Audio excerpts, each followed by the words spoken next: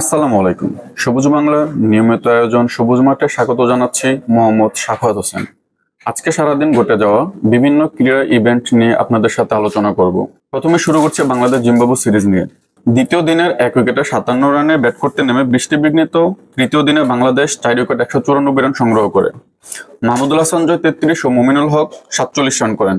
এছাড়া অধিনায়ক নাজমুল হোসেন শান্ত ও জাকের আলী অনেক ২১ রানে অপরাজিত আছেন। আলোক স্বল্পতার কারণে খেলা বন্ধ হওয়ার আগে তৃতীয় দিন শেষে বাংলাদেশ ১১২ রানের লিড নিয়েছে।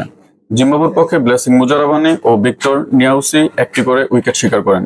আজকে ফেডারেশন কাপের ফাইনালে মুখোমুখি হয়েছিল আবাহনী ও বসুন্ধরা কিংস।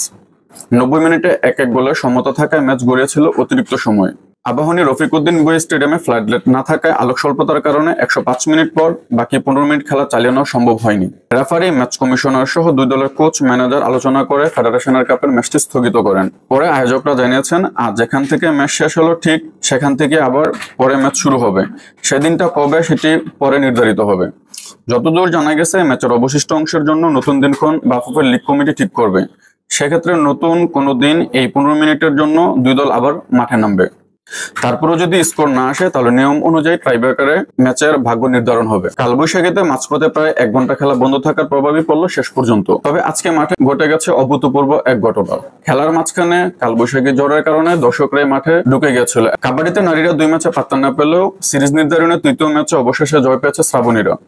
প্রথমার্ধে বাংলাদেশ স্বাগতিক নেপাল থেকে পিছু থাকলেও দ্বিতীয়ার্ধে প্রাধান্য বিস্তার করে খেলে ২৬-২৩ পয়েন্টের ব্যবধানে দারুণ এক জয় তুলে নিয়েছে বাংলাদেশ। ইন্দোনেশিয়ার জাকার্তায় আজ এএইচএফ কাপ হকিতে গ্রুপ পর্বের ম্যাচে থাইল্যান্ডকে ২-১ গোলে হারায় বাংলাদেশ। জয়ী দলের দুই গোলদাতা আশরাফুল ইসলাম ও আরশাদ। থাইল্যান্ডকে হারিয়ে টানা ৩ জয় শীর্ষস্থান আরও মজবুত করেছে মামুনুর রশিদের দল। ঢাকা প্রিমিয়ার ডিভিশন ক্রিকেটে ডিপিএল সুপার লিগ আগামীকাল ৩টি ম্যাচ অনুষ্ঠিত হবে। মোহামেডানের প্রতিপক্ষ নবাগত গুলশান, আবাহনী খেলবে গাজী গ্রুপ ক্রিকেটার্সের বিপক্ষে এবং অগ্রণী ব্যাংকের প্রতিপক্ষ লিজেন্ড অফ রূপগঞ্জ। ৩টি ম্যাচই শুরু হবে আগামীকাল সকাল ৯টায়। সবুজ বাংলার আজকের আয়োজন এ পর্যন্তই। ধন্যবাদ।